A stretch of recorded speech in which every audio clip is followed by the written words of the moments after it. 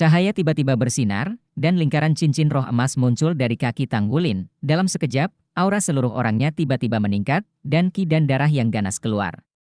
Lingkaran emas bersinar, dan tubuh naga emas dilepaskan. Seluruh tubuhnya ditutupi dengan lapisan emas, dan seluruh orang menjadi lebih kuat. Telapak tangan yang dilingkari menjadi lebih lamban, dan arah aliran darah di tubuh mulai berubah. Di bawah bimbingannya, itu bergerak sesuai dengan rute tertentu. Selama operasi, fluktuasi darah yang kuat terus meningkat, dan cahaya keemasan di tubuhnya menjadi semakin kuat. Raungan naga yang dalam mulai muncul. Ini bukan dari mulut Tang Wulin, tetapi suara aneh yang disebabkan oleh resonansi darah di seluruh tubuhnya. Long Yin tidak jelas, tapi dalam dan penuh depresi. Sepertinya naga yang tidak aktif akan berdiri secara bertahap. Tangan yang dikelilingi oleh Tang Wulin menjadi semakin lambat, dan nyanyian naga di tubuhnya secara bertahap mulai menunjukkan tanda-tanda ketidakstabilan.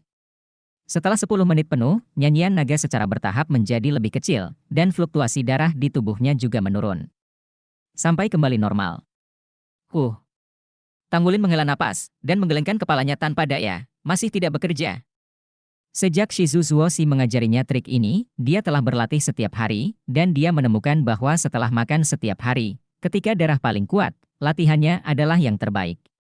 Namun, hingga saat ini, ia belum bisa memotivasi energi dan darahnya untuk berlari selama seminggu sesuai dengan rute yang diberikan oleh Zuoshi.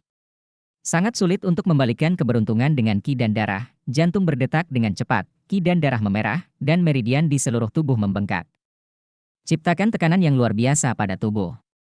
Sejauh ini, meskipun Tang Wulin telah membuat beberapa kemajuan, dia hanya dapat memobilisasi darah untuk mengalirkan sekitar sepertiga dari keseluruhan rute.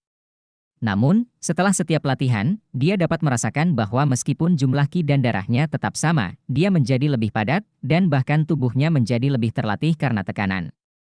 Efek latihan visceral sangat jelas.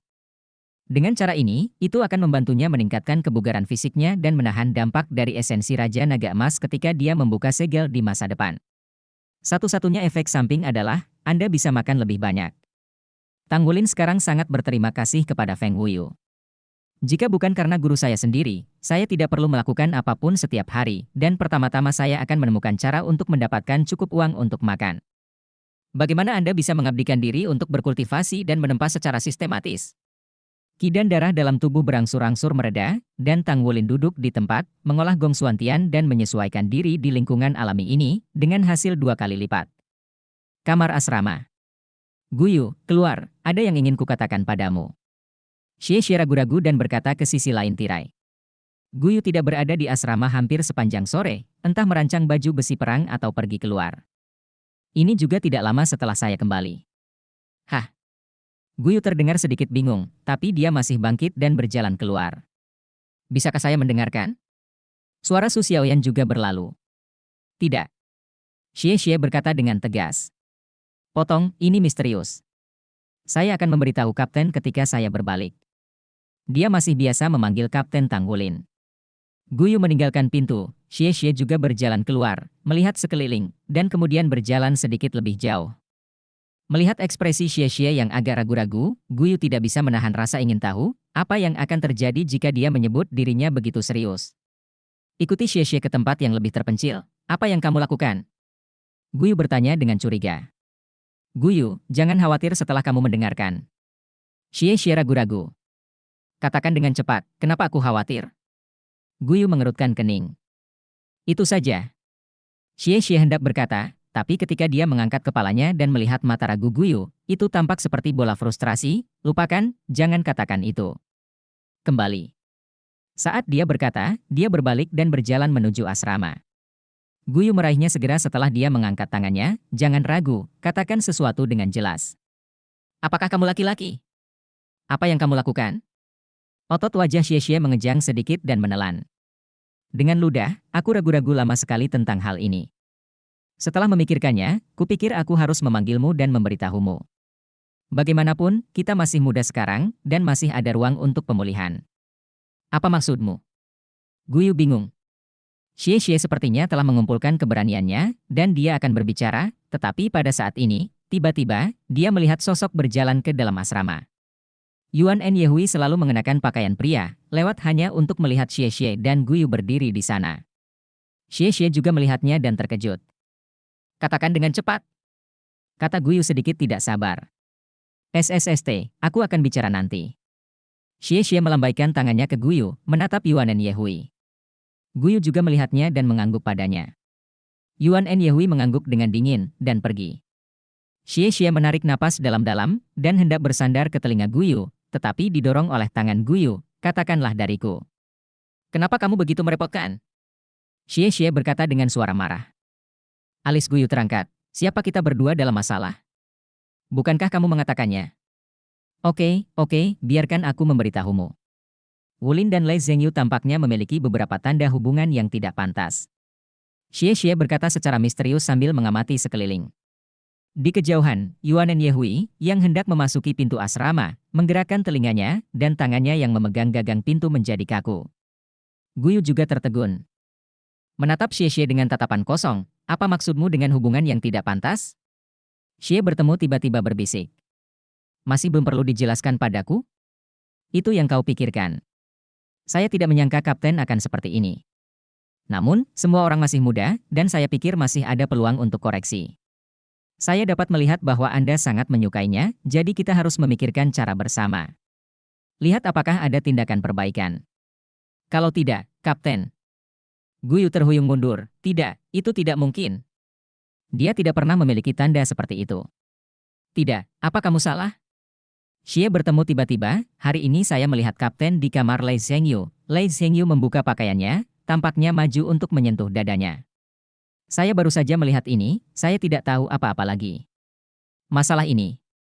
Wajah Guyu menjadi pucat dengan desir, tiba-tiba menoleh dan berlari. Dia berlari langsung ke hutan kecil di kejauhan. Xie menggaruk kepalanya, melihat ke arah dia pergi dengan sedikit khawatir, dan menghela nafas. Dengan gumaman, dia bergumam pada dirinya sendiri, Kapten, aku juga melakukannya untuk kebaikanmu sendiri. Meskipun ini adalah kebebasan pribadi, Guyu terlalu menyedihkan. Guyu bergegas ke hutan kecil yang unik untuk siswa belajar kerja. Dia tahu bahwa Tanggulin terbiasa berkultivasi di sini untuk sementara waktu sebelum kembali ke asrama untuk melanjutkan meditasi. Selama dia kembali, dia pasti ada di sini. Melihat bahwa dia akan bergegas ke hutan, dia kebetulan melihat Tanggulin keluar dari dalam. Guyu! Tanggulin berteriak kaget. Guyu sudah bergegas ke arahnya seperti angin, meraih payudara depannya. Mengapa? Kenapa kamu? Tanggulin bingung, dan berkata dengan tidak jelas, apa dan mengapa? Bibir Guyu berdengung, sedikit gemetar, wajahnya yang cantik pucat. Kenapa kamu suka pria? Apa yang baik tentang pria? Mengapa? Tanggulin menatapnya dengan tercengang, dan berkata, siapa yang memberitahumu bahwa aku suka pria? Tentang apa ini semua? Guyu, berapa umurmu dan seberapa rumit pemikiranmu? Kita masih pelajar, kita harus belajar keras dan bekerja keras. Kultivasi, bukankah impian kita untuk menjadi master armor perang? Menurutmu kekacauan apa sepanjang hari ini? Guyu sedikit terkejut ketika dia berkata, tapi Xie mengatakanmu. Pada titik ini, dia juga tiba-tiba saya merasa ada yang tidak beres. Saya sudah mengenal Tanggulin begitu lama, dan saya seharusnya lebih mengenalnya daripada Xie. Tanggulin tidak pernah menemukan tanda-tanda itu. Karena apa yang disebut kepedulian itu kacau, saya terlalu impulsif, dan untuk sementara waktu, wajah cantik Guyu memerah. Kalau ini salah paham, malu. Xie bilang kamu. Saat ini, dia menggigit bibir bawahnya dengan giginya, hampir meneriaki perkataan Xie padanya. Katakan lagi. Xie. Tanggulin mengertakkan gigi dan melihat ke arah asrama. Kemudian dia dengan cepat berubah menjadi pria seperti angin. Melihat punggungnya pergi, Guyu tetap di sana. Tiba-tiba, dia tidak bisa menahan senyum, dia terlihat sangat malu dan sangat lucu. Asrama pintu didorong terbuka, dan Tanggulin masuk dengan tenang. Melihat dia masuk, Xie segera mengangkat kepalanya dari permukaan, sepertinya Tanggulin tidak berubah. Kapten, apa kau sudah bertemu Guyu? Dia pergi mencarimu sekarang, kata Xie ragu-ragu. Bab 352 meninju? Tanggulin mengangguk, saya bertemu. Xie, masalah ini saya sangat ingin berterima kasih banyak. Keluarlah, saya akan menjelaskan kepada Anda. Tidak ada kesalahpahaman di antara saudara-saudara kita. Mendengar apa yang dia katakan, Xie langsung lega, berdiri dan mengikuti Tanggulin berjalan di luar. Tirai di tengah dibuka, memperlihatkan penampilan menawan Su Xiaoyan. Dia melihat ke pintu dengan beberapa mata aneh. Bagaimana situasi hari ini, mereka semua misterius. Menutup pintu asrama, Tang Wulin membuang muka. Berjalan ke tempat terpencil, Xie Xie mengikuti. Saat dia berjalan, Xie Xie berkata, "Kapten, mari kita bicarakan saja. Faktanya, pada usia kita, kita berada dalam keadaan tidak tahu, jadi Lei Zhengyu tidak akan menjadi hal yang baik pada pandangan pertama. Jika bukan karena dia, bagaimana mungkin saya memiliki kesalahpahaman yang begitu besar dengan Yuanen? Ada apa? Saya tidak akan pernah menceritakannya. Sebenarnya, saya tidak mendiskriminasi orientasi Anda sama sekali, tapi saya pikir lebih baik menjadi perempuan Anda menjawab ya. Baiklah. Apa yang Anda katakan masuk akal." Tang Wulin berbelok di sudut dan datang ke hutan yang menghubungkan asrama kerja belajar dan Lingbing Square. Xie Xie mendatangi Tang Wulin sambil tersenyum, mengangkat tangannya dan menepuk pundaknya. "Hari ini benar-benar membuatku takut." "Jelaskan, apa yang terjadi?" "Aku kebetulan lewat dan aku melihatnya. Kalau tidak, saya benar-benar tidak tahu." Tang Wulin juga tertawa, tetapi, saya tidak tahu kenapa, Xie Xie tiba-tiba merasa Tang Wulin tersenyum sedikit muram. "Kapten, apa yang kamu lakukan?" "Ah, bukankah kamu bermaksud menjelaskan kepadaku? Jelaskan ukuranmu." "Ah, tidak. Kapten, aku salah." Jeritan itu tiba-tiba berhenti di sini. Ketika Guyu kembali ke asrama, wajah tersipu, memegangi wajah cantiknya yang panas, dan kembali ke tempat tidur dan duduk. "Saudari Guyu, ada apa? Anda semua misterius dan rahasia. Jangan beritahu saya, apakah Anda masih dapat menganggap saya sebagai mitra yang baik?" Su Xiaoyan berkata dengan sedikit ketidakpuasan. Guyu meliriknya, "Lebih baik jika kamu tidak tahu tentang masalah ini." "Di mana Xie Xie?" "Biarkan Kapten mengeluarkannya." Kapten berkata bahwa jika ada yang harus kamu lakukan, kamu perlu menjelaskan kepadanya agar tidak membuat celah. "Apa itu? Ada apa?" Su Xiaoyan seperti bayi yang penasaran saat ini. Guyu bersandar ke telinganya dan mengatakan sesuatu dengan suara rendah. Mata Su Xiaoyan melebar saat dia mendengarkan. "Tidak, tidak." Xie Xie mengatakan omong kosong tanpa meminta konfirmasi, bukankah dia sedih sekarang? Mata Guyu bersinar dengan cahaya suram dan tidak pasti. "Tidak terlalu buruk, tapi mengerikan." Setelah setengah jam, pintu terbuka. Tang Wulin menggendong Xie Xie dan berjalan ke jendela, melemparkannya ke atas, lalu mendengus dingin, kembali ke tempat tidurnya dan duduk. Di sisi lain tirai, ada kedamaian. Sudut mulut Xie Xie bergerak-gerak, dan tidak ada bekas luka di wajahnya, tapi tangan dan kakinya jelas gemetar. "Xie Xie, haruskah kau juga menjelaskannya padaku?" Suara tenang Guyu terdengar dari sisi lain. "Sepanjang malam, tidak ada, hanya dipukuli." Dini hari. Guyu datang ke Tang Wulin dan Su Xiaoyan, yang baru saja menyelesaikan budidaya mata setan ungu, dan berkata kepada Tang Wulin, "Wulin, saya bertanya kepada Xiaoyan tentang hal itu di markas Menara Roh. Siswa Akademi Shrek kami mendapatkan jiwa. Anda tidak hanya dapat membelinya, tetapi Anda juga bisa mendapatkan eksistensi kualitas yang lebih tinggi melalui beberapa metode lain. Dalam kasus kata-kata kecil, cincin roh ketiga harus berusia 1000 tahun. Jika murni dibeli, harganya terlalu tinggi, dan ada tingkat keacakan tertentu. Sulit untuk mendapatkan yang paling Anda sukai. Sekarang ada cara lain untuk mendapatkannya. Tapi itu lebih merepotkan." "Oh, metode apa?" tanya Tang Wulin. Su Xiaoyan memandang mereka di samping mereka, seolah-olah tidak terjadi apa-apa pada mereka tadi malam, dan tidak ada yang menyebutkan apa yang terjadi kemarin. Guyu berkata, "Pagoda. Menara transmisi roh memiliki aturan. Jika Anda ingin mendapatkan roh lebih dari 1000 tahun, Anda dapat menggunakan metode bergegas menara. Markas besar menara transmisi roh memiliki menara roh dengan total 108 lantai. Ada beberapa penjaga formasi berbeda di lantai pertama. Jika Anda terburu-buru melewati lantai ini, Anda dapat memilih jiwa dari lantai ini untuk dibeli, dan Anda bisa mendapatkan diskon 50%. Ada dua jenis orang yang bisa bergegas ke menara, satu adalah transmisi roh. Menara itu milik saya sendiri. Seperti saya. Ada jenis jenius lain yang memiliki bakat khusus.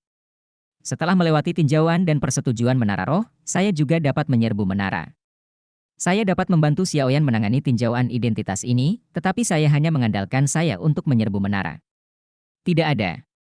Karena guru roh yang berbeda memiliki roh yang berbeda dan masalah tuan jiwa pembantu. Oleh karena itu, menara roh bergegas dilakukan dalam satu tim, dan jumlah anggota tim maksimum 7. Tentu saja, kesulitannya juga untuk 7 orang. 18 level pertama adalah jiwa 1000 tahun. Semakin tinggi muatan, semakin tinggi levelnya dan semakin tinggi kualitas jiwa.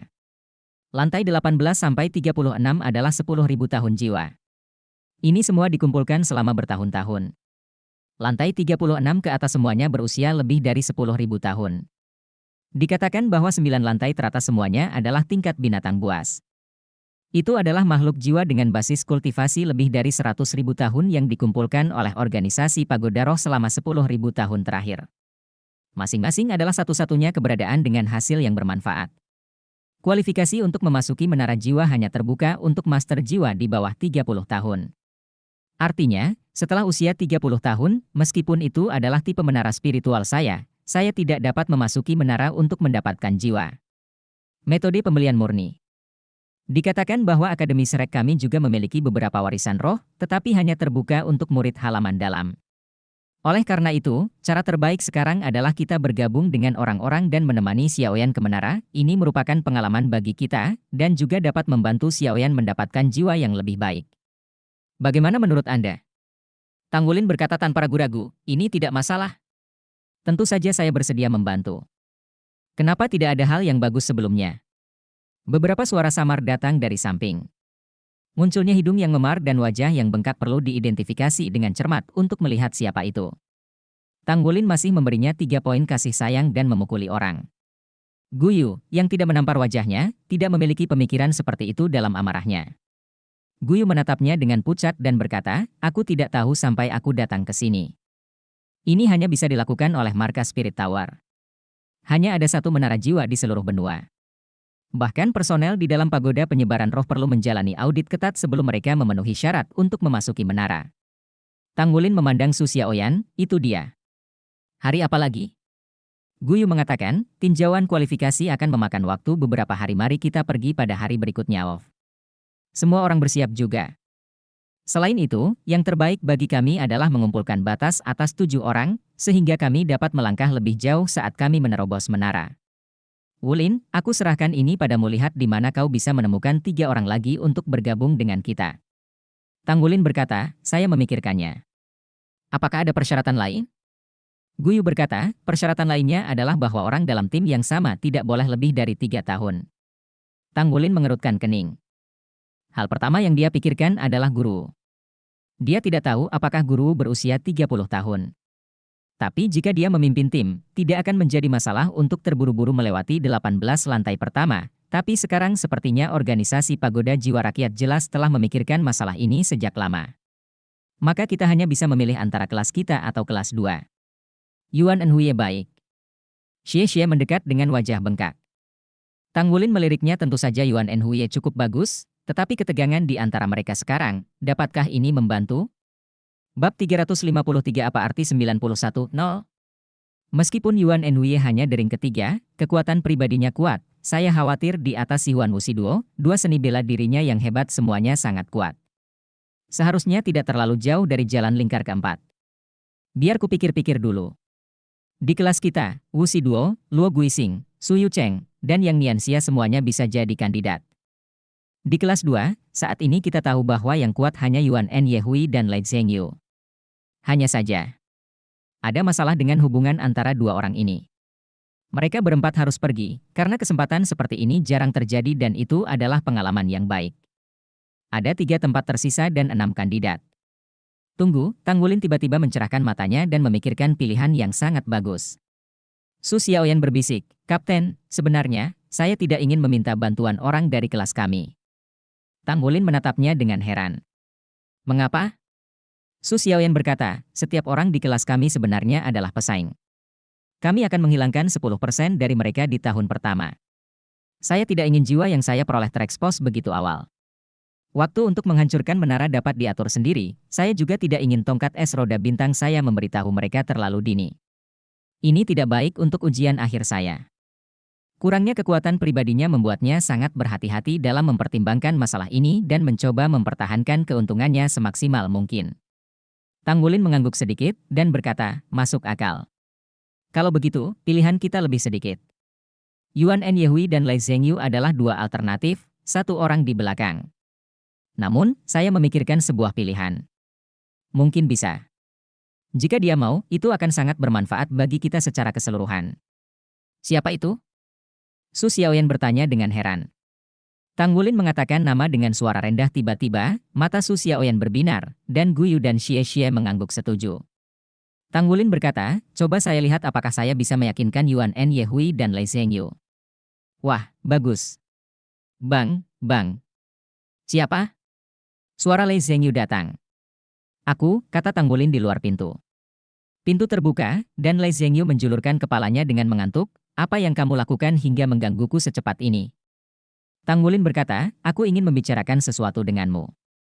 Masuklah. Lei Zhengyu bertanya. Buka pintunya, sikap hari ini jauh lebih baik dari kemarin. Tang Wulin berkata, apakah Anda menggunakan batu giok dan perak saya untuk identifikasi? Lei Zhengyu memutar matanya dan berkata, betapa takutnya kamu bahwa saya akan serakah untuk kamu. Tang Wulin tertawa, kenapa? Kamu adalah keturunan dari keluarga malaikat suci, bagaimana kamu bisa melihat hal kecil seperti aku ini? Lei Zhengyu tiba-tiba tersenyum, aku benar-benar jatuh cinta padanya. Wulin, lihat, apakah kita baik-baik saja? Saudara? Saat dia berkata, dia mengangkat tangannya untuk meraih bahu Tang Wulin. Tang Wulin menghindari telapak tangannya begitu dia berkedip kemarin dia dengan sengaja menunjukkan lencana pandai besi tingkat 5 dan membuat Xie Xie salah paham. Dia hampir memberi dirinya nama seperti itu, jadi menjauhlah darinya, jika tidak, namanya sendiri. Reputasinya hancur. Jika Anda ingin mengatakan sesuatu, jangan gerakkan tangan Anda, kata Tang Wulin dengan suara marah. Lei Zhengyu berkata, itu benar. Kami menguji giok dan perak Anda kemarin, dan kualitasnya sangat tinggi, setinggi 91%. Apakah itu benar-benar keberhasilan tempaan Anda? Tang Wulin mengangguk, tentu saja. Lei Zhengyu mengatakan, lalu Anda dapat menempa giok dan perak dari kualitas yang sama.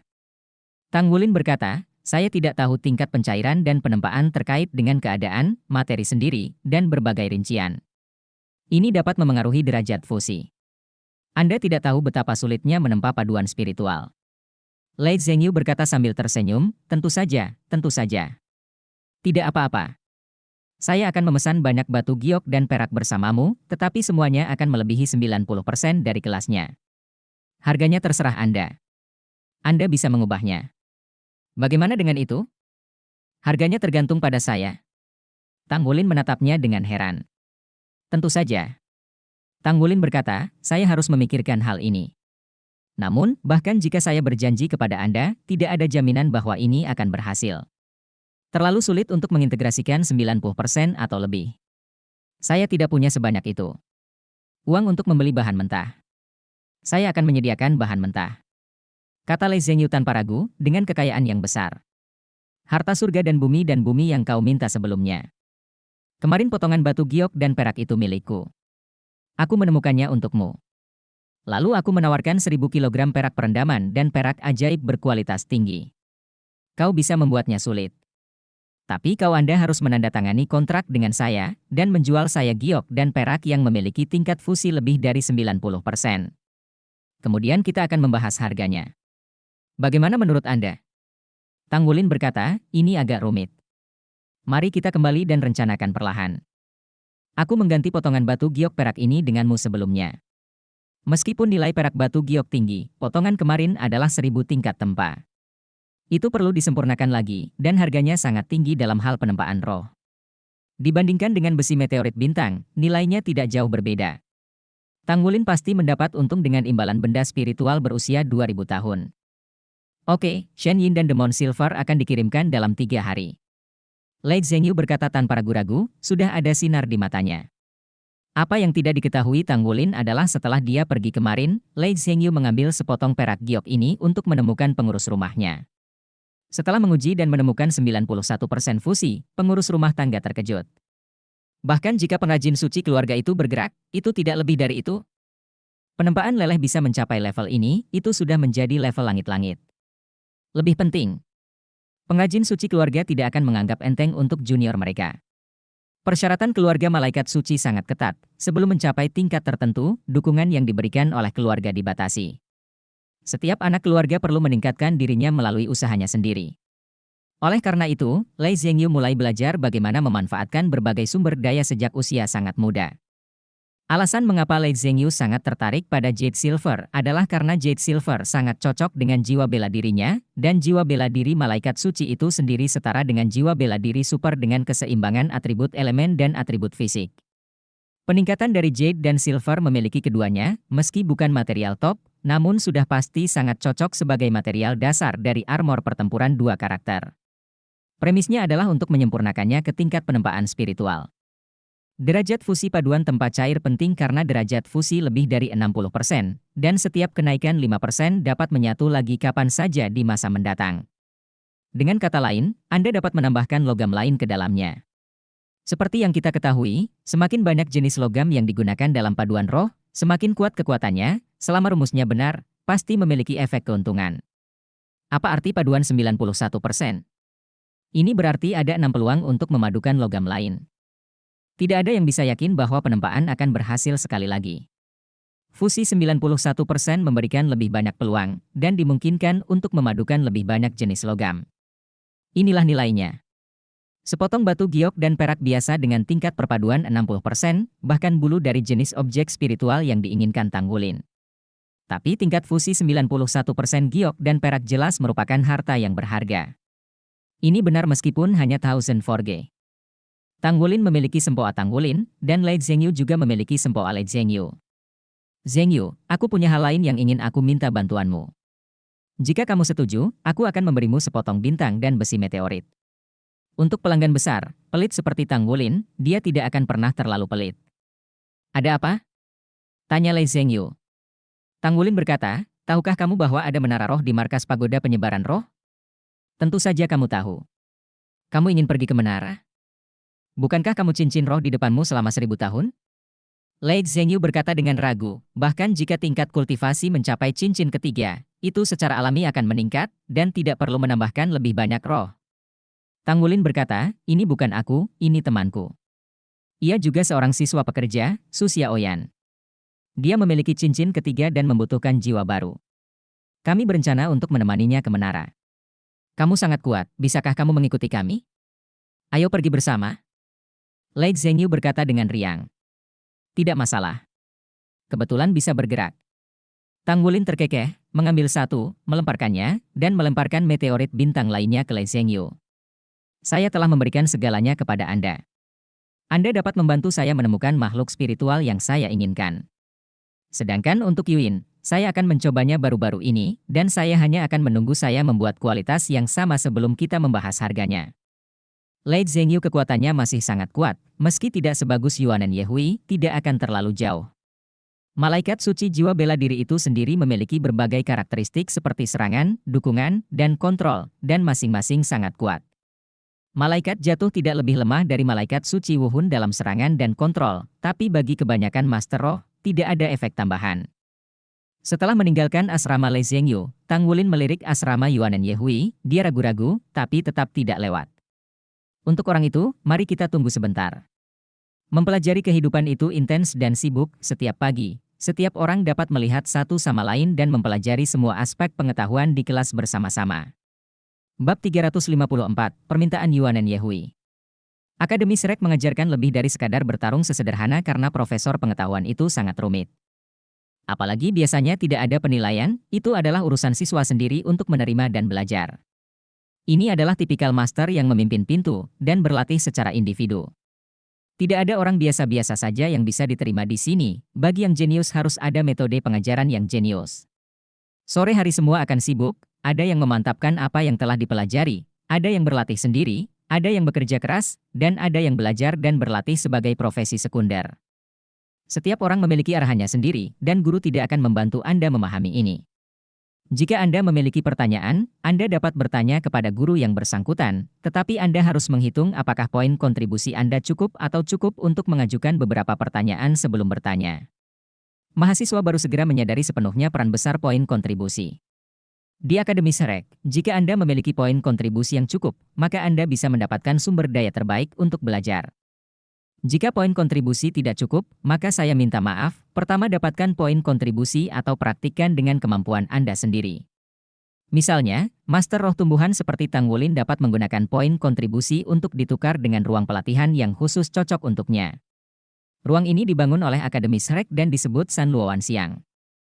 Di dalamnya terdapat banyak tumbuhan, yang semuanya merupakan itu telah menjadi eksistensi yang halus selama lebih dari 10.000 tahun dan penuh aura kehidupan. Berkultivasi di tempat semacam ini jelas merupakan pengganda bagi para master jiwa nabati. Namun, nilainya juga tinggi, 1 jam budidaya membutuhkan 500 poin kontribusi. Setidaknya Tanggulin masih dalam keadaan malu di sakunya sekarang, dan seseorang bertanggung jawab atas makanannya, tetapi dia sekarang fokus pada pemalsuan dan tidak punya waktu untuk mendapatkan lebih banyak poin kontribusi. Masih ada beberapa poin kontribusi yang tersisa yang diberikan Yuanen padanya saat itu, dan dia mencoba berlatih di San Luowanxiang selama 1 jam. Efeknya jelas. Apakah itu peningkatan kekuatan roh atau pemahaman rumput perak biru milik seseorang? Di tempat itu 2 kali lebih bahagia daripada di dunia luar. Peran poin kontribusi bisa dibayangkan.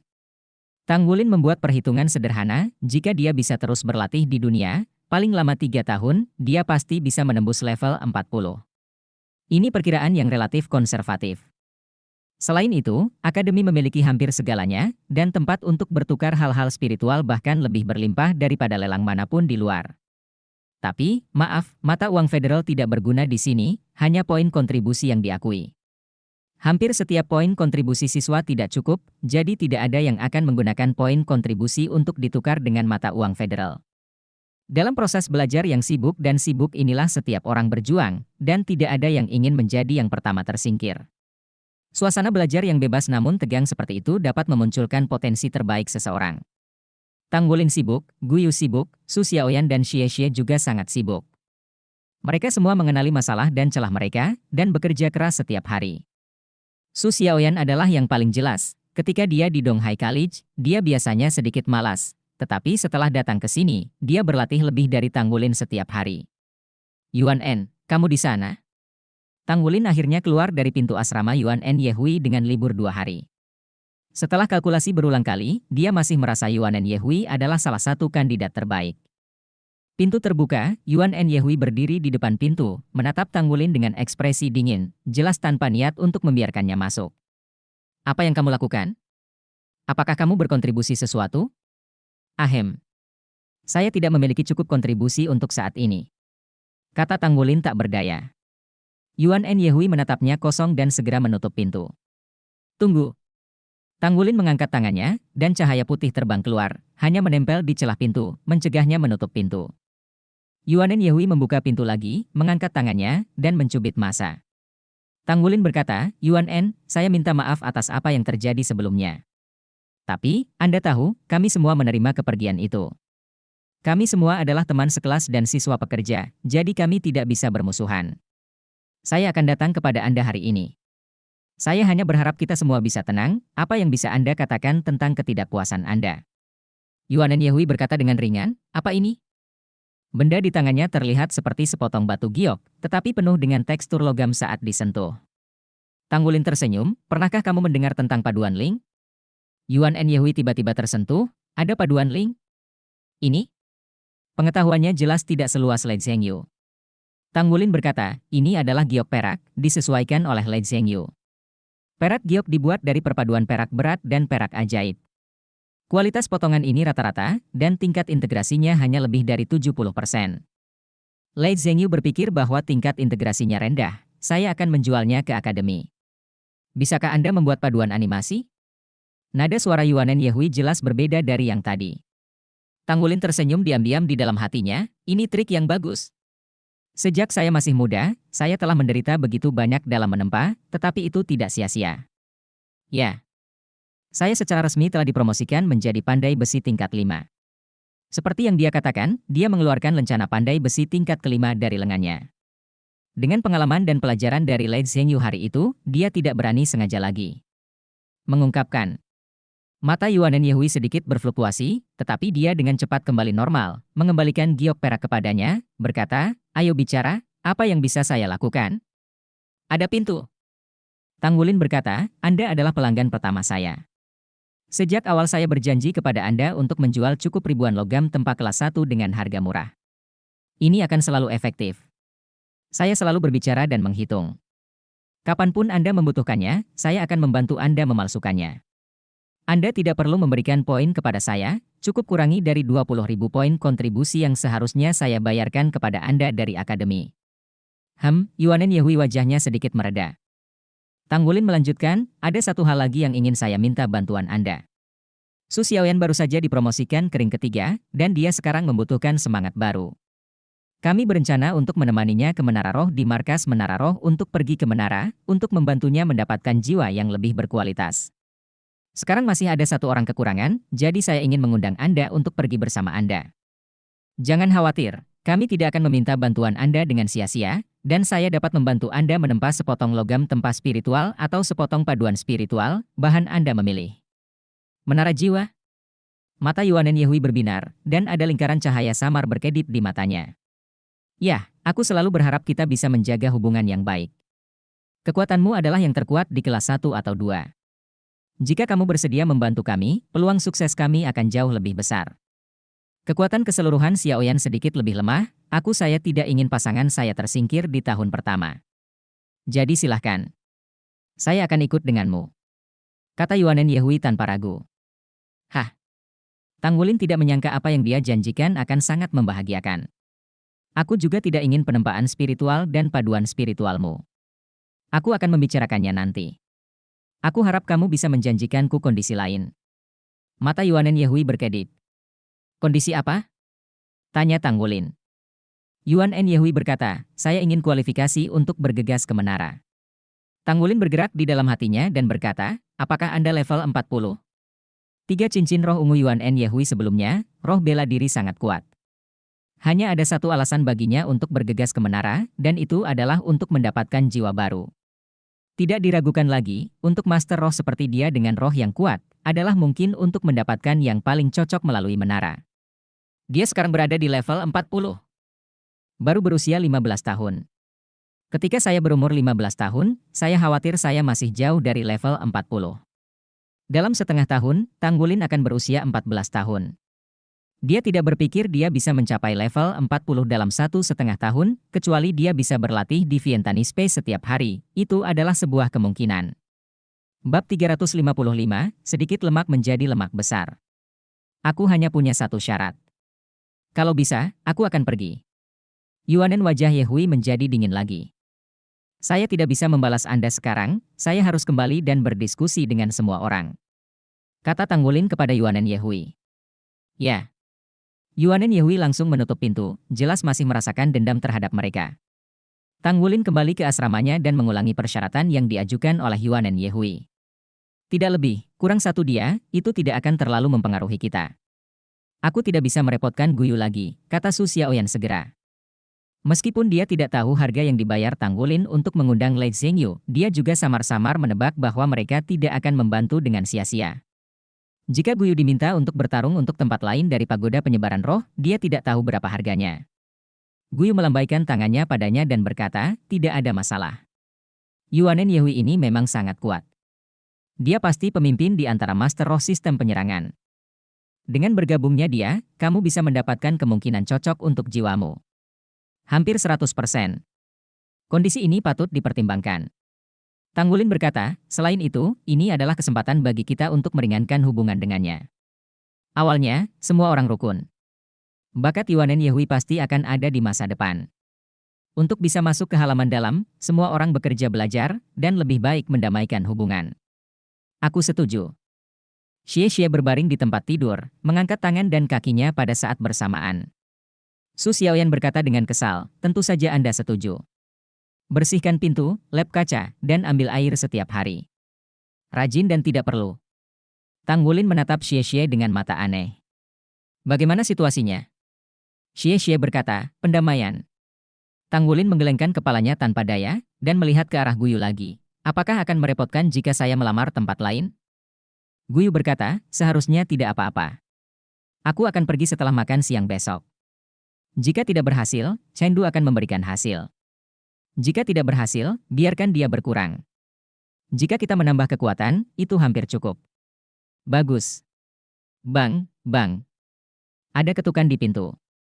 Ekspresi mereka berempat sedikit terkejut, siapa yang bisa datang ke asrama kerja belajar ini? Apakah Lei Zhengyu atau Yuanen Yehui? Su Xiaoyan melompat dari tempat tidur dan berlari ke pintu dengan cepat dan membuka pintu. tetapi dia menemukan di saat berikutnya bahwa penglihatannya benar-benar diblokir. Siapa kamu? Su Xiaoyan tampak terkejut pada orang di depannya. Yang ini sangat istimewa, seluruh tubuhnya bulat, seperti bola daging yang besar. Tingginya 1,8 meter, lingkar pinggangnya diperkirakan hampir sama tanpa 1 meter, berkulit putih, gendut, dan wajahnya penuh senyum. Haha, halo, aku sedang mencari Tang Wulin, apa dia di sana?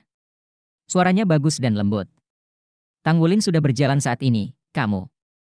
Melihat orang di depannya, tebakan aslinya ketika dia mendengar suara itu tiba-tiba menjadi sedikit tidak pasti. Ini aku. Sulisi. Sulisi tersenyum pahit.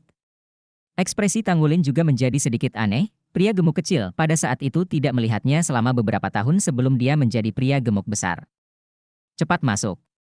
Tang Wulin buru-buru mengundangnya ke asrama kerja belajar, di sisi anak laki-laki.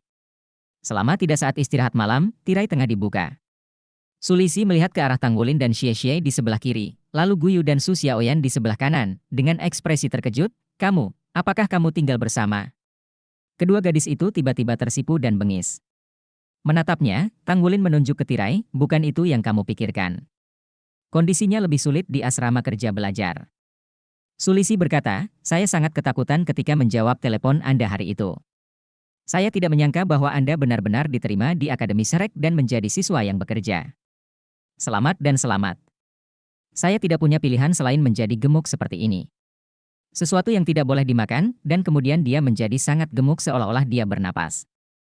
Kandidat lain yang dipikirkan Tang Wulin beberapa hari lalu adalah Sulisi.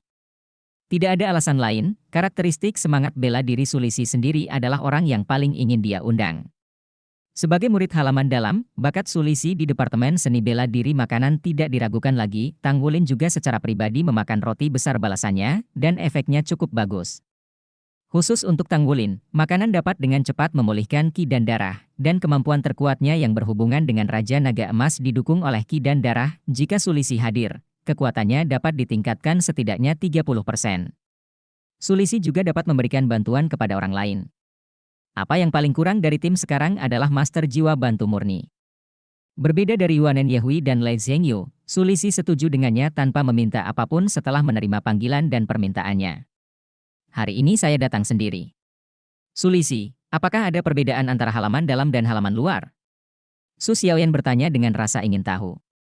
Sulisi menggaruk kepalanya, tidak ada bedanya, hanya saja ajarannya sedikit lebih ketat. Seni bela diri saya lebih rileks. Saya fokus pada pengembangan kekuatan jiwa setiap hari. Tidak apa-apa. Saya mendengar bahwa halaman dalam ada di sana. Saya ingin berubah, dan saya tidak tahu bagaimana melakukannya. Jenis dasar kultivasi rendah kami mungkin tidak diizinkan untuk terus berlatih di halaman dalam. Kami harus datang ke halaman luar untuk berlatih selama jangka waktu tertentu. Setelah halaman dalam, hanya ahli baju besi yang akan diterima. Saya tidak. Saya tahu apa yang harus saya lakukan. Apakah Anda datang ke halaman luar? Mata Tang Wulin tiba-tiba berbinar. Sulisi seumuran dengan mereka, dan jika dia datang ke halaman luar, dia mungkin akan berada di kelas yang sama. Tidak ada yang menyukai semangat bela dirinya lebih baik daripada Tang Wulin. Sulisi tertawa dan berkata, saya belum tahu. Bukankah kamu mengatakan kamu ingin bergegas ke menara? Apakah waktu tertentu telah ditetapkan? Saya telah mengosongkan hari istirahat, jadi telepon saja saya. Melihat penampilannya yang sederhana dan jujur, Su Xiaoyan tiba-tiba berkata dengan tulus. Terima kasih. Setiap orang melakukan ini untuk saya. Tidak ada, saya belum melakukan apapun. Melihat mata Su Xiaoyan, dia tersipu, dia sebenarnya sedikit pemalu. Tang Wulin berkata, ayo pergi, sudah hampir waktu makan malam, Li Si, aku mengundangmu makan malam. Mata Sulisi agak kecil karena terlalu gemuk, tapi ketika dia mendengar sesuatu untuk dimakan, matanya tiba-tiba membulat dan dia mengangguk, oke. Baik. Saya masih ingat ikan bakar yang kami makan waktu itu, enak sekali. Xie Xie menepuk keningnya. Ini benar-benar dua Vaudies berkumpul. Apa yang akan terjadi ketika Tang Wulin dan Sulisi muncul di kafetaria halaman luar pada saat yang sama? Jawabannya sederhana, kafetaria halaman luar. Saya dikosongkan. Secara umum, makanan kantin telah disiapkan lebih banyak. Sejak Tang Wulin datang ke akademi, jumlah total makanan yang disiapkan di kantin telah meningkat. Tapi hari ini, menambahkan Sulisi lagi, itu adalah sejarah. Untuk pertama kalinya selama bertahun-tahun di Lake College, ruang makan di halaman luar telah dikosongkan. Sulisi, yang telah berubah dari pria kecil gemuk menjadi pria gemuk besar, juga meningkatkan nafsu makannya dengan bentuk tubuhnya, dan dia telah makan setengah kati dengan Tang Wulin. Tang Wulin bisa saja makan, tetapi ketika dia melihat Sulisi, nafsu makannya melonjak 10% ketika dia bahagia. Kedua orang itu benar-benar bertemu satu sama lain dan bertemu dengan bakat yang bagus. Apa yang mereka makan adalah pesta. Untuk berterima kasih kepada Sulisi, Su Xiaoyan mengambil inisiatif. Di akhir tugas berat menyajikan piring, meja ditumpuk seperti gunung, dan Tang Wulin dan Sulisi masih belum melakukannya, dan kafetaria telah dikosongkan oleh mereka. Aku tidak terlalu kenyang. Sulisi menyentuh perutnya dan berkata dengan senyum konyol. Tang Wulin tersenyum pahit, aku juga. Aku ingat kamu tidak bisa makan milikku sebelumnya, dan nafsu makanmu tumbuh lebih cepat dariku. Sungguh menakjubkan. Sulisi tertawa dan berkata, aku kalah denganmu karena makan saat itu. Saya tidak yakin. Saya menciptakan kekuatan magis untuk makan setiap hari. Tanpa diduga kecepatan kultivasi meningkat pesat karena hal ini, tetapi bentuk tubuh ini hanya. Saya sangat iri padamu. Tidak peduli bagaimana kamu makan, kamu tidak akan menjadi gemuk. Tang Wulin berkata, kamu harus berolahraga lebih banyak. Terlalu gemuk selalu buruk untuk tubuhmu. Sulisi berkata, aku baik-baik saja. Bahkan, aku sangat gemuk karenanya. Aku makan sesuatu yang istimewa, lalu aku tidak bisa menguranginya lagi. Hanya begitu. Ayo pergi, ayo kita pergi ke kota dan makan lagi. Aku pasti lebih akrab daripada kamu di kota. Aku tahu mie itu sangat enak. Tempatnya. Mari kita datang ke 10 mangkuk mie saja. Ada mangkuk besar di sana. Benar-benar keren. Kami tidak akan pergi. Guyu menepuk keningnya, dan dia sudah memikirkan apa yang dikatakan Wu Si Duo di dalam hatinya. Wulin jumlah nafsu makan ini benar-benar membuat orang merasa tidak mampu membelinya. Pada akhirnya, hanya Tang Wulin dan Sulisi yang meninggalkan kampus untuk makan mie. Keduanya saling bersilangan. Sebagai generasi penggemar, sangat menarik bagi mereka untuk menemukan jenis yang sama. Sedemikian rupa sehingga Tang Wulin memutuskan untuk memanjakan diri dan berlatih sejenak hari ini. Bagi dia, makan juga merupakan cara kultivasi. Bab 356 Efek Ajaib dari Makan. Bangun restoran mie. Melihat tanda di depan Anda, saya mendengarnya. Tang Wulin tiba-tiba merasa jari telunjuknya digerakkan. Bos, bos. Sulisi sudah berteriak. Seorang pria parubaya disambut di dalam. Pria parubaya itu bertubuh sedang, bertampang kuat, dengan rambut pendek, dan kulit perunggu tampak sangat sehat dan kencang. Celana panjang hitam, jas hitam berpayudara ganda, masih kancing sangat sederhana. Seluruh orang berdiri di sana, secara alami, tidak ada aura kemarahan. Dasar pria gemuk, ini lagi. Melihat Sulisi, wajah bos yang awalnya sangat agung tiba-tiba sedikit melunak, dan dia tersenyum. Ya. Ya. Paman bos, aku di sini untuk makan mie lagi. Ini temanku Tang Wulin. Aku sangat merindukan mie berminyakmu. Beri kami 10 mangkuk, yang besar. Saat berbicara, Sulisi sudah mulai menelan ludah, terlihat sangat ingin mencoba. Bos itu melirik ke arah Tang Wulin di sebelahnya dengan heran, adik laki-laki ini juga ingin 10 mangkuk? Nafsu makannya tidak kalah denganku. Aku di sini untuk memperkenalkan penggemar yang baik. Karena itu, Sulisi tidak sabar untuk menarik Tang Wulin ke toko mie. Bangunan toko mie tidak besar, tapi antik dan semua isinya sangat elegan. Tang Wulin tidak tahu banyak tentang arsitektur kuno, tetapi dia dapat melihat bahwa benda-benda yang digunakan di sini sangat sederhana dan elegan. Saat ini sudah ada lebih dari separuh pengunjung, dan orang-orang yang makan di sini tampak sangat tenang. Sebagian besar orang meletakkan di depan mereka beberapa makanan yang tampaknya sederhana, tetapi aromanya tidak sederhana. Menurut Tang Wulin, indera penciuman makanan ini hampir sama dengan ekspresi Sulisi. Bos membawa mereka langsung ke ruang terpisah di belakang. Kamar-kamarnya tidak kecil, berukuran 3 hingga 40 meter persegi, dengan furnitur sederhana, meja sederhana, dan dekorasi yang elegan. Kalian berdua duduk dulu. Setelah berbicara, bos berbalik dan keluar. Setelah beberapa saat, 2 mangkuk besar dengan diameter lebih dari 1 kaki diangkat, dan aromanya sudah melayang sebelum mie tiba. Aroma lada pedas datang dengan aroma asam yang aneh, yang menstimulasi Tang Wulin dan Sulisi untuk merasakan bahwa sekresi jus lambung mereka dipercepat. Sederhananya, mereka lapar lagi. Mie-nya lebar dan tipis di kedua sisinya. Baunya menyengat dan harum, dan aromanya yang kuat memberikan tekstur yang aneh.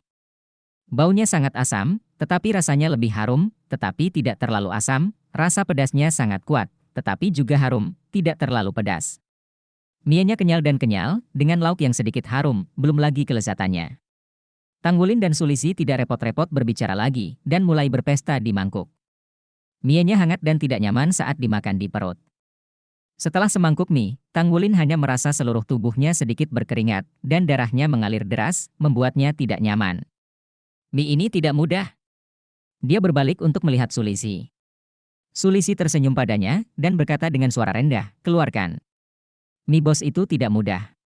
Ini mengandung beberapa kekayaan alam dan mie, jadi tidak hanya enak, tapi juga sangat bergizi. Tidak murah kan? Tanggulin bertanya dengan suara rendah. Sulisi berkata, baiklah.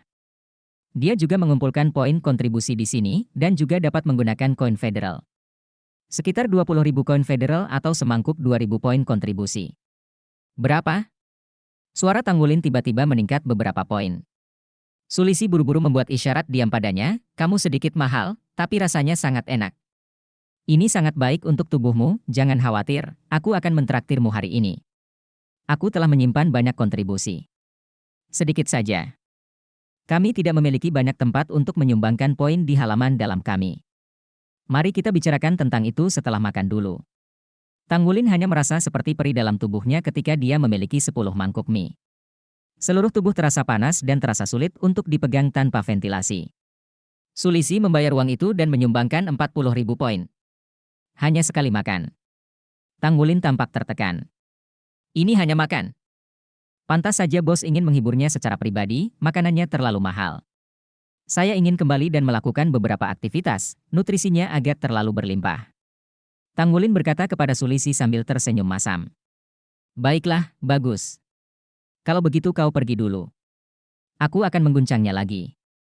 Sepertinya nafsu makanmu tidak lagi lebih kuat dariku. Haha. Sulisi dengan nyaman mengelus perutnya, wajahnya yang gemuk merah dan berkeringat. Ternyata nutrisi yang melimpah dari langit dan bumi juga berdampak besar padanya. Namun perbedaan antara keduanya adalah darah Tanggulin kuat dan berapi-api, sedangkan darah Sulisi lembut dan padat, dan cara mencerna mie ini secara alami berbeda. Sebelum meninggalkan rumah, bos memberi Tanggulin sebuah kartu nama dengan hanya 1 atau 2 karakter dan nomor komunikasi pemandu jiwa di atasnya. Tidak dapat membawanya lagi, Tanggulin melangkah menuju akademi. Itu tidak jauh dari akademi di sini, dan setelah beberapa saat dia bergegas ke gerbang akademi. Awalnya, Tanggulin berpikir bahwa dia akan selalu menyesuaikan ki dan darahnya ketika dia berlari kembali, tetapi siapa yang tahu bahwa ketika dia berlari dengan liar di sepanjang jalan, ki dan darahnya menjadi semakin kuat, dan bahkan ada perasaan samar keluar dari tubuh.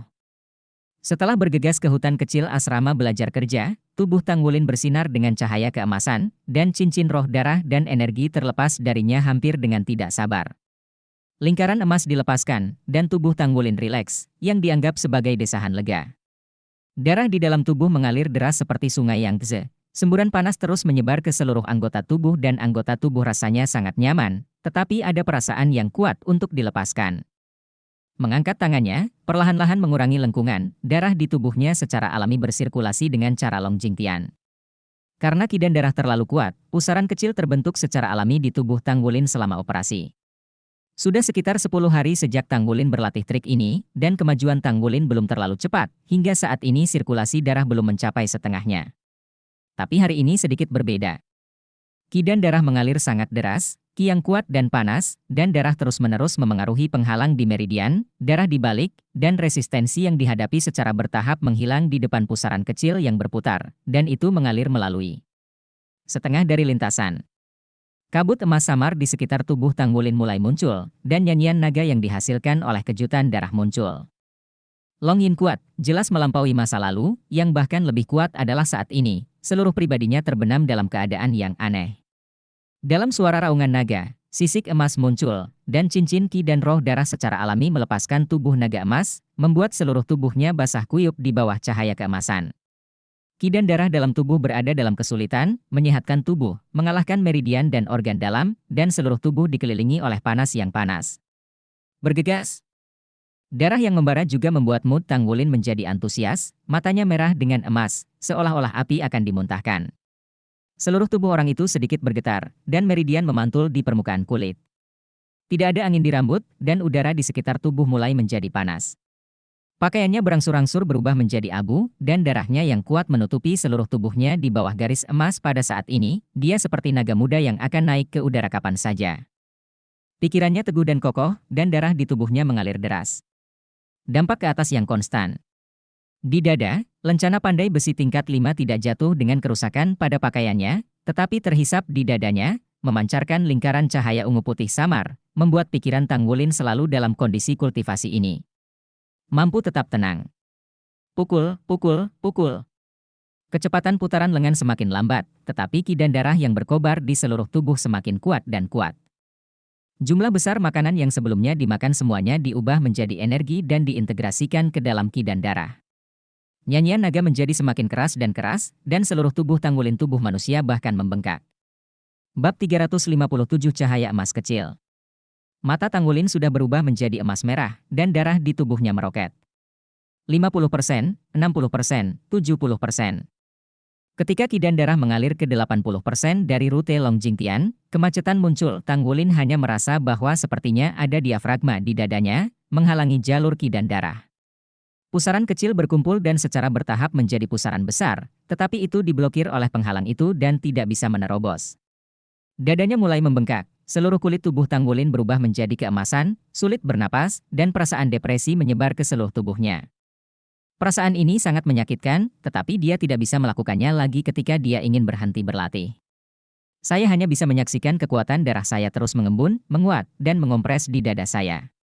Seolah-olah ki darah seluruh tubuh terkonsentrasi di sana, kekuatan jiwa di dalam tubuh, di bawah mobilisasi kekuatan ki dan darah, juga berkumpul menuju tempat itu.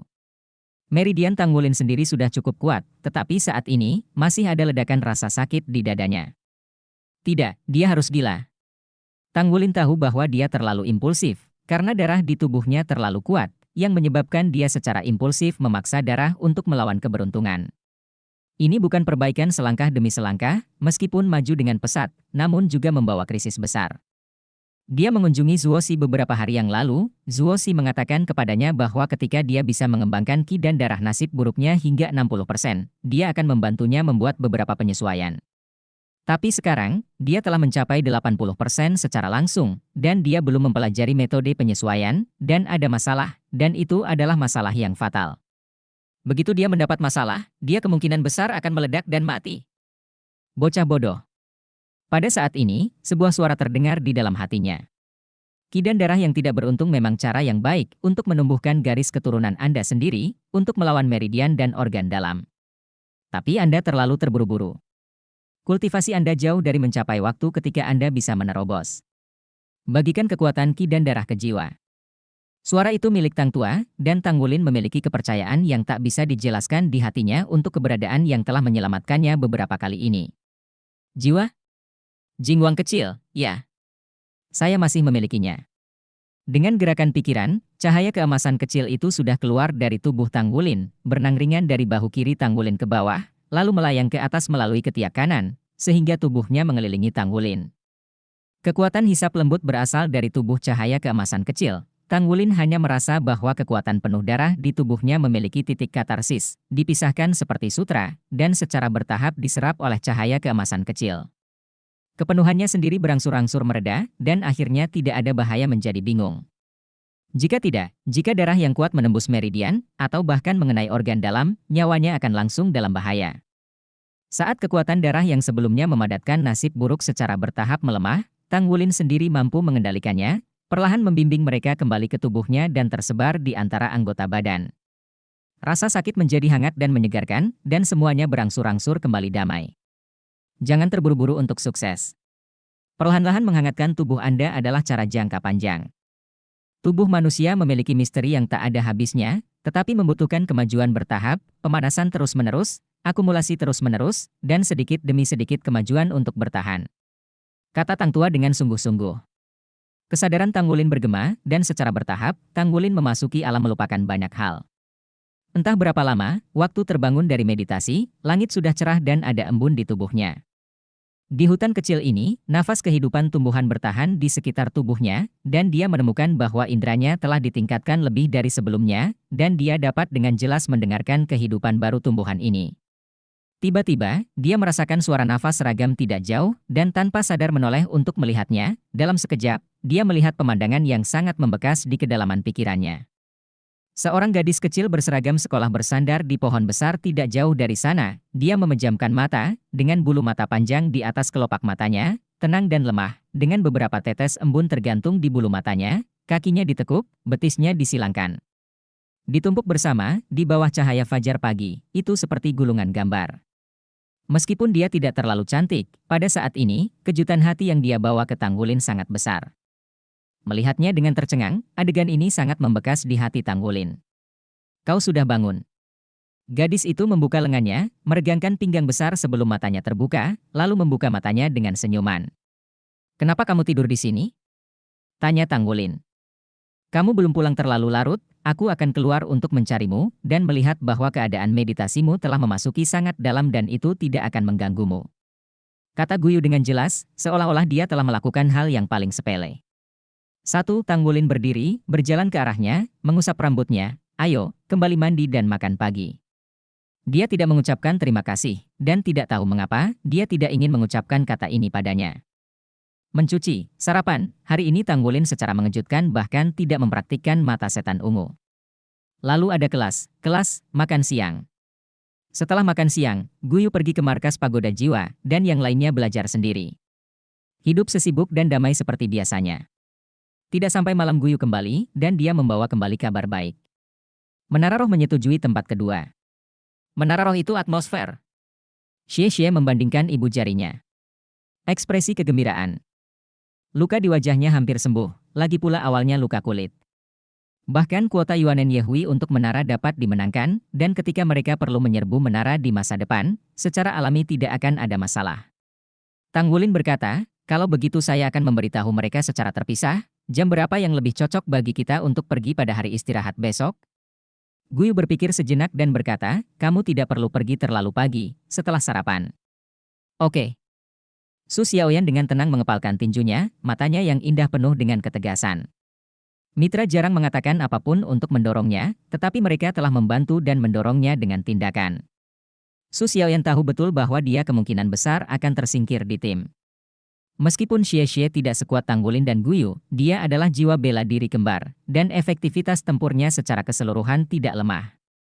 Hanya diri sendiri yang dapat memiliki efek tertentu hanya pada malam hari. Kita harus bekerja keras, apapun yang terjadi, kita tidak bisa menahan pasangan kita. Dini hari. Cuaca hari ini tidak terlalu bagus, langit sangat suram hingga fajar lebih lambat dari biasanya, tetapi asrama kerja belajar sudah sangat ramai. Semua orang sarapan dan berkumpul di sini. Su Lixi yang putih dan gemuk adalah yang paling menarik perhatian. Sosoknya jelas 2 kali lebih besar dari siapapun yang hadir, dan selalu sangat mudah untuk menarik perhatian. Yuanen Yehui berdiri jauh dari yang lain, terutama Lei Zhengyu. Lei Zhengyu juga tidak bergerak maju, berdiri bersama Tanggulin dan membisikkan sesuatu. Ekspresi Su Xiaoyan sedikit gugup, dan Guyu menghiburnya dengan lembut. Xie berdiri di sana, matanya beralih ke Yuanen Yehui dari waktu ke waktu, tetapi dia tidak berani bergerak karena takut mengenai paku besar lainnya. Papa! Tanggulin bertepuk tangan, semua orang di sini, kita siap untuk berangkat. Sebelum kita berangkat, mari kita rencanakan pengaturan menara hari ini secara sederhana. Apakah Anda punya saran? Tatapan Tanggulin pertama kali melihat Yuan Enhui, di antara orang-orang, dia adalah yang terkuat dalam hal kekuatan individu, dan dia tidak berada di tim kecil Tanggulin. Yuan Yehui menggelengkan kepalanya, saya tidak punya saran, saya bekerja sama dengan Anda. Setelah Su Xiaoyan mendapatkan jiwa, Anda dapat terus menemani saya untuk menyerbu menara. Tidak masalah. Bagaimana denganmu? Tanggulin melihat kedua. Lei Zhengyu sedang melihat. Yuan Yehui dan Lei Zhengyu kuat, dan mereka berdua kemungkinan besar akan menggantikan kepemimpinan Tanggulin. Sebelum Lei Zhengyu dapat berbicara, Yuan Yehui tiba-tiba berkata, saya bisa menerima perintah siapapun, kecuali dia. Mata Lei Zhengyu membelalak. Tepat saat dia hendak mengatakan sesuatu, Tanggulin buru-buru meraihnya dan berbisik di telinganya. Mengatakan sesuatu. Wajah Yuan Yehui sedikit berubah, dan dia berbalik untuk membuang muka. Lei Zhengyu akhirnya menahan amarahnya dan mendengus, Wulin, kamu yang memegang kendali.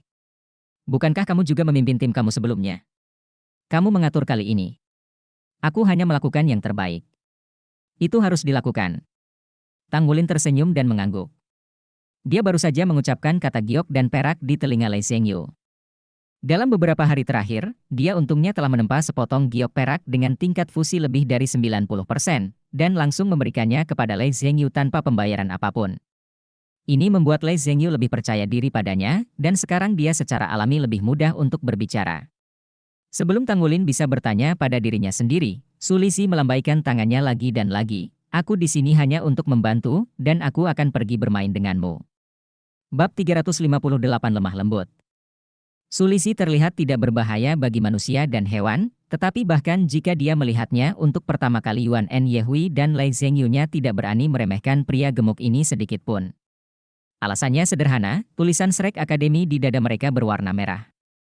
Apa artinya merah? Mereka tidak bisa lebih jelas.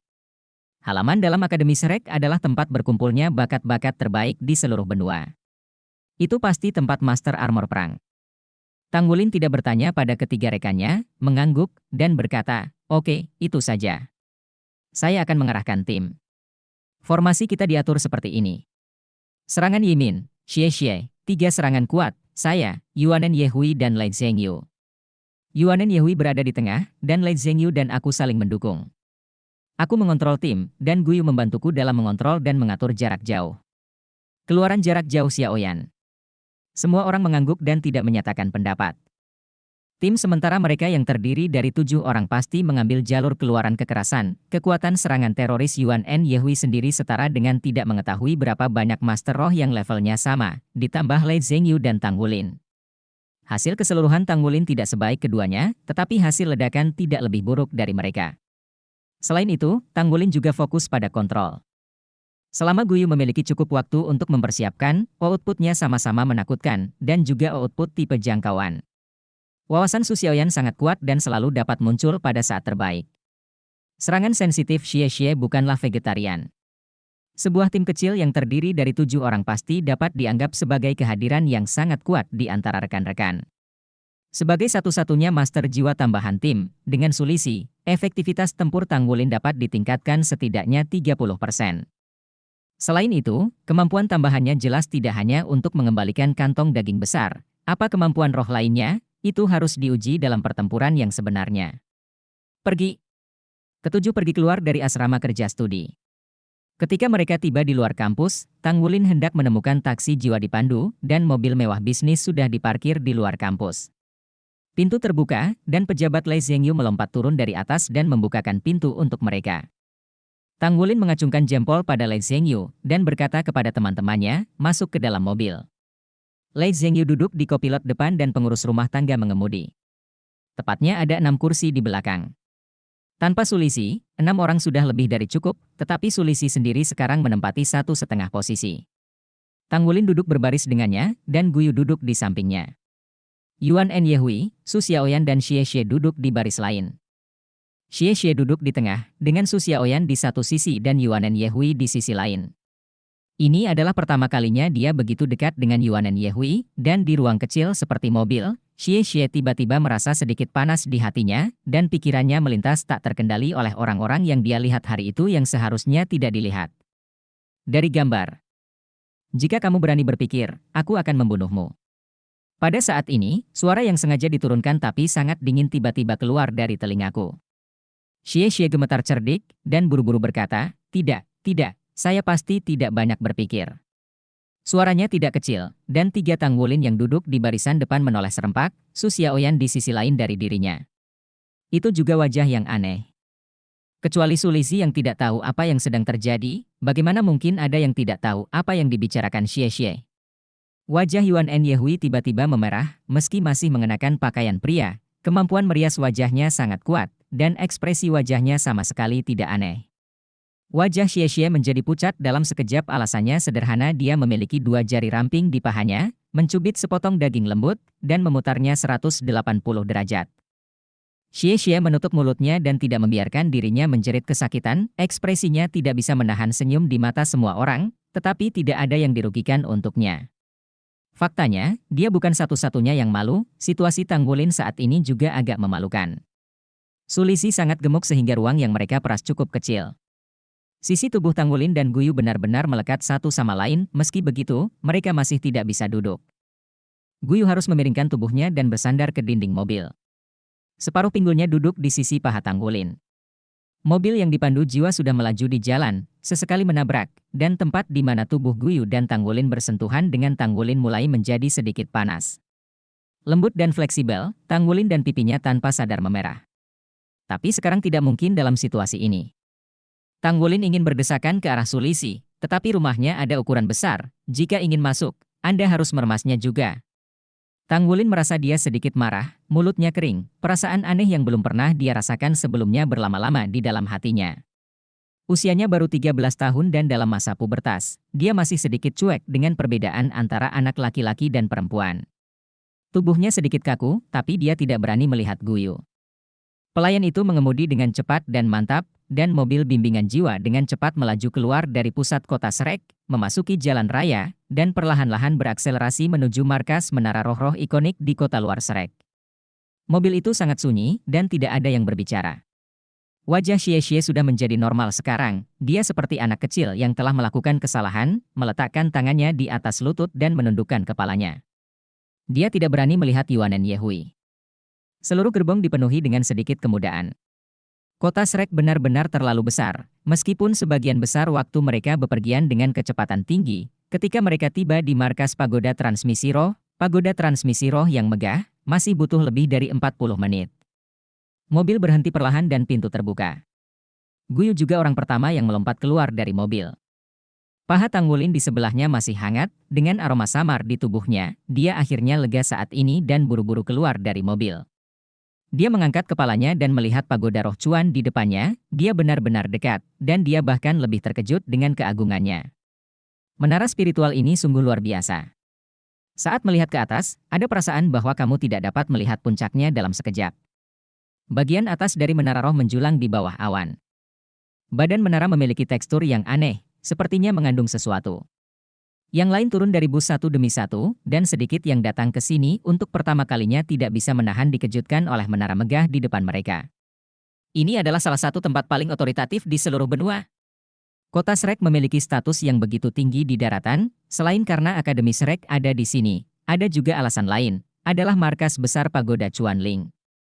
Jika kedua organisasi dijumlahkan, bahkan seluruh pemerintah federal harus berguncang 3 kali. Secara relatif, Akademi Shrek lebih mandiri dan mandiri. Di kota Shrek, hampir semuanya dibuat sendiri oleh Akademi Shrek kecuali untuk area markas Spirit Spreading Tower. Ruang lingkup kontrol pagoda penyebaran roh lebih besar, mereka memiliki hubungan yang sangat baik dengan pemerintah federal, dan mereka bekerja sama dan saling melengkapi. Hubungan dengan Shrek Academy juga ditangani dengan sangat baik. Keputusan paling bijak dari Dewan Pagoda Roh bukanlah untuk berpartisipasi dalam politik dan tidak untuk mengontrol guru jiwa. Seluruh organisasi pagoda penyebaran roh, Dewan Inti Sejati, sekarang hanya memiliki 36 anggota. Mereka berasal dari keluarga dan organisasi besar. Beberapa dari mereka berasal dari federasi. Ini adalah organisasi yang sepenuhnya terintegrasi. Ada banyak guru jiwa terdaftar, tetapi tidak lebih dari 3.000 guru jiwa di bawah yurisdiksi yang sebenarnya. Orang-orang ini adalah inti dari organisasi pagoda penyebaran roh, tetapi dengan kecepatan perkembangan pemandu roh dalam masyarakat saat ini, para guru roh ini jelas tidak cukup untuk menjadi ancaman bagi federasi. Karena itu, selama ribuan tahun, pengembangan pagoda transmisi roh telah mendapat dukungan kuat dari federasi.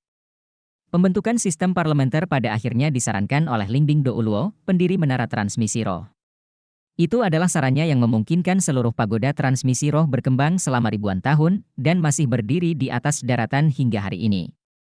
Bab 359 Masuki Menara. Sama seperti tidak ada yang tahu seberapa dalam Akademi Shrek, tidak ada yang ketahui berapa banyak kekayaan dan berapa banyak pembangkit tenaga listrik yang ada. Guyu, di mana menara jiwa? Tanggulin bertanya pada Guyu.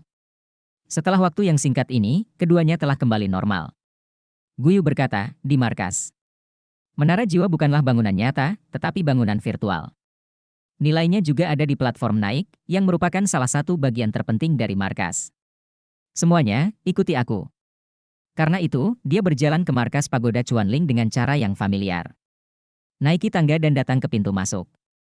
Semua orang mendaftarkan identitas mereka sebelum mereka diizinkan masuk. Kapan menjadi begitu mudah untuk memasuki markas menara transmisi roh? Efisiensi mereka telah meningkat pesat, kata Lei Zhengyu bingung. Dia tidak ada di sini untuk pertama kalinya. Tang Wulin memandang Guyu, dia hanya melihat bahwa Guyu telah menunjukkan lencana kepada staf. Peningkatan efisiensi staf harus dikaitkan dengan ini. Layak untuk menjadi markas menara transmisi spiritual, aula di lantai pertama saja lebih dari beberapa menara transmisi spiritual yang telah dikunjungi Tang Wulin. Entah itu kubah besar atau dinding, seluruh aula di lantai pertama penuh dengan mural. Masing-masing mural di sini berukuran kecil, namun mencatat cerita yang panjang. Tang Wulin berbalik di tempatnya, dan akhirnya menemukan lukisan pertama. Letaknya di tengah kubah, dengan mata besar, dan mata itu tidak bisa melihat warnanya, memberikan perasaan yang mempesona. Jika Anda melihat lebih dekat, Anda akan merasakan jiwa terserap. Mata? Apakah roh Ling Bing Douluo?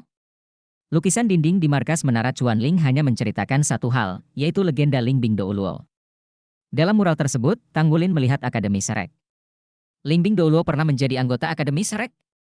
Mural merekam banyak perbuatannya. Mural di sini sangat indah. Lihat, itu adalah istri Ling Bing Douluo, Dewi Kupu-Kupu Cahaya Tang Wutong. Konon dia dan Ling Bing Douluo memiliki 4 keterampilan fusi seni bela diri yang hebat, masing-masing dari mereka sangat kuat. Su Xiaoyan menunjuk ke arah dengan riang.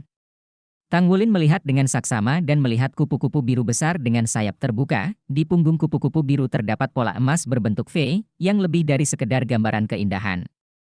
Ini seperti jimat. Ayo pergi, urusan bisnis. Guyu jelas sangat akrab dengan tempat ini, dan tidak melihat banyak, dan memimpin dalam berjalan ke satu arah. Lobi di lantai pertama sangat kosong, dengan konter dan banyak lift. Guyu membawa mereka ke salah satu elevator merah. Dia mengusap lencana yang dia ambil sebelumnya, pintu lift terbuka secara langsung, dan Guyu membimbing semua orang masuk. Lift merah, ini adalah lift khusus untuk lantai atas di dalam menara roh. Lei Zhengyu sangat berpengetahuan sehingga dia bisa membedakan dengan cepat lift ini. Guyu, apa identitasmu? Guyu melihatnya. Dia meliriknya, tapi menggelengkan kepalanya tanpa penjelasan. Lift naik, dan butuh 1 menit penuh sebelum pintu lift dibuka kembali. Semua orang keluar dari lift. Tiba-tiba melihat pemandangan yang mengejutkan. Mereka tidak tahu berapa lantai menara transmisi roh yang ada di sini, ada dinding kaca di depan mereka, sehingga mereka bisa melihat keluar. Hal pertama yang menarik perhatian adalah lautan awan besar yang bergema di udara, dan samar-samar Anda bisa melihat kota Serek. Guyu mengeluarkan Soul Guidance komunikator dan memutar nomor, berjalan ke samping dan membisikkan sesuatu. Kemudian dia meminta semua orang untuk mengikutinya. Dekorasi di sini semuanya berwarna putih krem, dan pemandangan di luar membuat orang merasa seperti berjalan di awan. Masuk ke dalam, ada pintu perak. Guyu mengetuk pintu, lalu membuka pintu untuk memperkenalkan semua orang ke dalamnya. Ini adalah kamar yang luas dengan tata letak sederhana namun penuh desain. Seorang wanita tinggi duduk di belakang meja. Dia terlihat tidak lebih dari 30 orang. Dia cantik dan memiliki rambut merah panjang tersebar di belakangnya. Dia seperti dekorasi terindah di ruangan itu. Dengan dia, seluruh ruangan mereka penuh dengan vitalitas dan kekuatan. Melihat semua orang masuk, dia berdiri dengan senyuman di wajahnya. Dia tinggi dan mengenakan seragam hitam.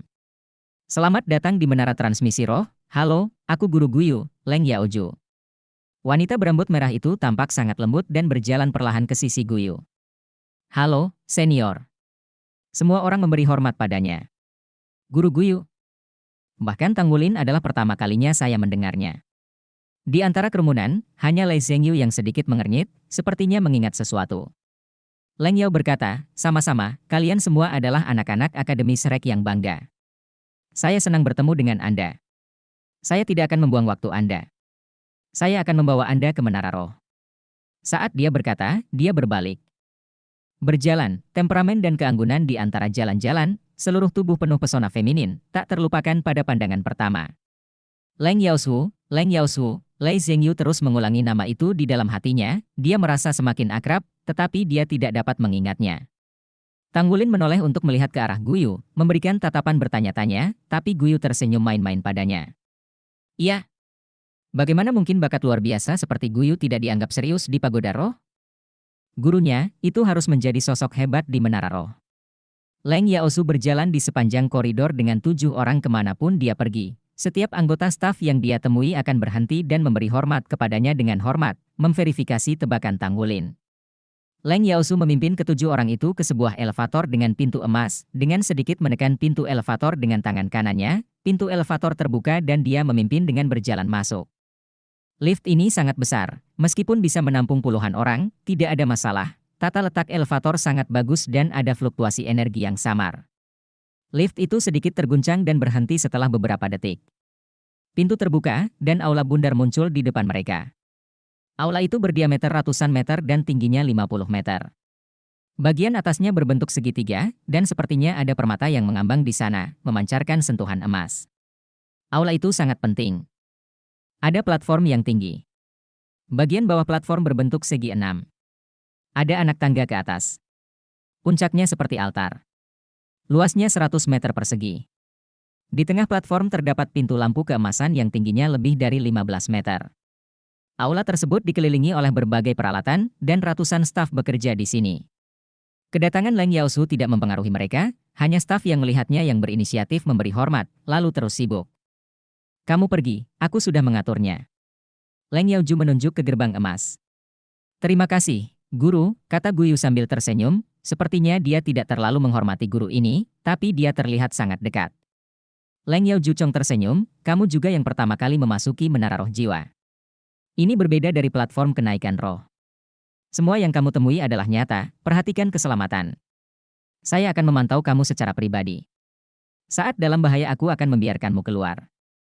Terima kasih senior. Sebagai kapten sementara tim, Tang Wulin buru-buru berterima kasih pada Leng Yaosu dengan hormat. Leng Yaosu memandangnya dan tersenyum tipis, kamu adalah Tang Wulin. Ya, kata Tang Wulin. Leng Yaosu menghela nafas pelan, menggelengkan kepalanya, dan berkata, sayang sekali. Jika kamu belum bergabung dengan sekte Tang, aku pasti akan membawamu ke pagoda penyebaran roh. Oke, kamu pergi dulu. Mari kita bicarakan semuanya nanti. Buka pagoda roh-roh. 5 kata terakhir, dia masih seperti dalam percakapan biasa, tapi ketika 5 kata ini diucapkan, semua staf yang hadir menoleh padanya, dengan hormat memberi hormat pada Leng Yaosu, dan berkata, iya. Mata Lei Zhengyu berbinar, dan akhirnya dia ingat dan saat ini, Tang Wulin telah memimpin semua orang menaiki tangga, menuju gerbang menuju menara jiwa. Selangkah lagi, warna emas meresap.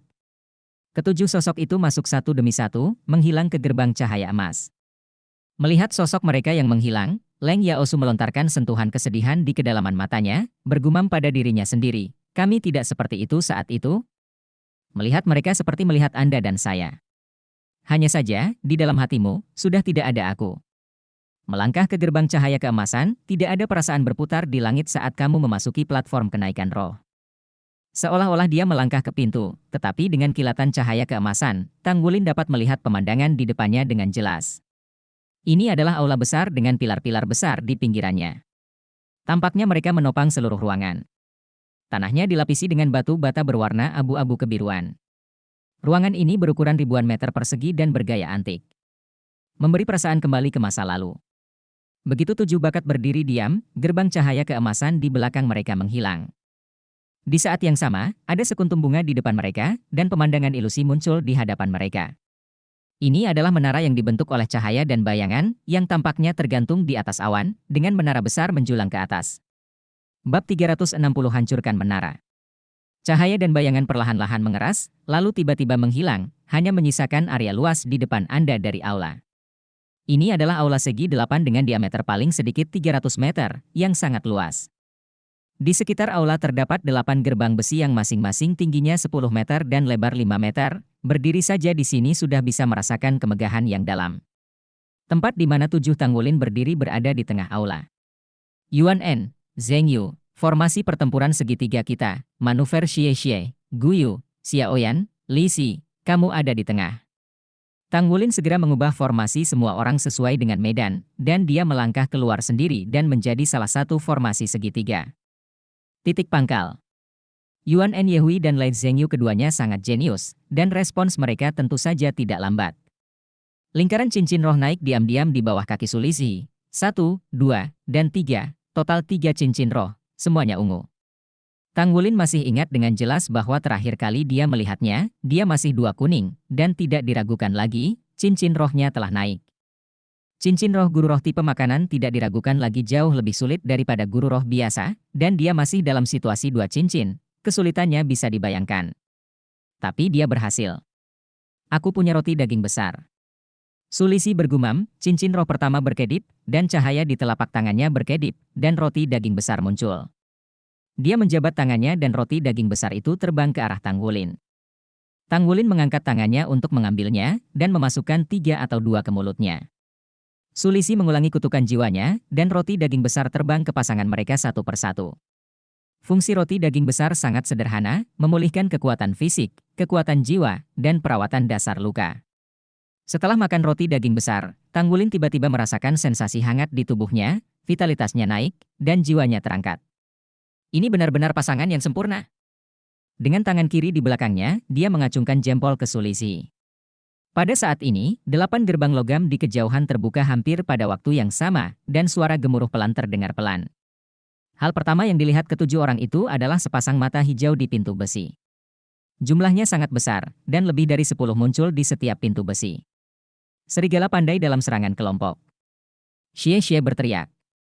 Ada kilatan cahaya di mata Tanggulin, dan 3 cincin roh ungu muncul dari bawah kakinya, dan rumput perak biru berkerumun, langsung menyebar dengan padat di tanah dengan 7 orang sebagai pusat dan radius ratusan meter persegi. Tanaman rambat biru perak menyebar dengan tenang, ditutupi dengan warna biru kristal, memberi orang perasaan aneh. Perhatikan penghematan kekuatan jiwa. Tidak ada waktu istirahat selama menara bergegas. Guyu mengingatkan dengan suara rendah. Semua orang ada di sini untuk pertama kalinya, bahkan Lei Zhengyu tidak terkecuali. Dia tidak memiliki kekuatan untuk bergegas ke menara ketika dia mendapatkan cincin roh pertama. Para sahabat yang bergegas meminta agar perbedaan usia tidak lebih dari 3 tahun. Ini tidak masuk akal. Pada saat ini semua orang telah memakan kantong daging besar Sulisi, dan kekuatan fisik dan jiwanya sangat penuh, tetapi Sulisi sama sekali tidak berniat untuk berpartisipasi dalam pertempuran, dan dia duduk bersila di tanah, bermeditasi. Pilihan Tanggulin untuk membiarkan dia bergabung tidak diragukan lagi benar, meski dia tidak bisa langsung memberikan kekuatan tempur. Bantuannya cukup untuk membuat kekuatan tempur semua orang lebih lama, dan di saat yang sama, itu juga dapat meningkatkan kemampuan tempur semua orang sampai batas tertentu. Soul Beast di gerbang logam akhirnya muncul. Itu adalah jiwa seperti serigala dengan sepasang mata hijau yang ditampilkan dalam warna biru tua. Serigala angin, makhluk jiwa yang sangat umum di hutan, mereka hidup dalam kelompok, satu serigala angin tidak kuat, atau mengerikan. Tetapi jika jumlahnya mencapai tingkat tertentu, mereka sangat tangguh, karena mereka tidak takut mati, dan begitu terjadi korban, mereka mati tanpa henti. Ada ratusan serigala angin muncul dari segala arah di depannya, dan ini adalah menara jiwa tingkat pertama. Jelas bukan hal yang mudah untuk mendapatkan penghasilan yang cukup. Serigala angin ini tidak menimbulkan dampak segera setelah mereka muncul, tetapi sangat berhati-hati dan perlahan-lahan mengepung dan mendekati pusat dari segala arah. Orang lain tidak melakukannya, izin ini diserahkan kepada saya dan Guyu, kata Tanggulin dengan suara yang dalam. Yuan En Yehui berdiri diam, dan Lei Zhengyu juga mencabut cincin roh yang baru saja dilepaskan. Jika Anda ingin melangkah lebih jauh, Anda harus memiliki distribusi yang masuk akal. Gunakan tim sebanyak mungkin.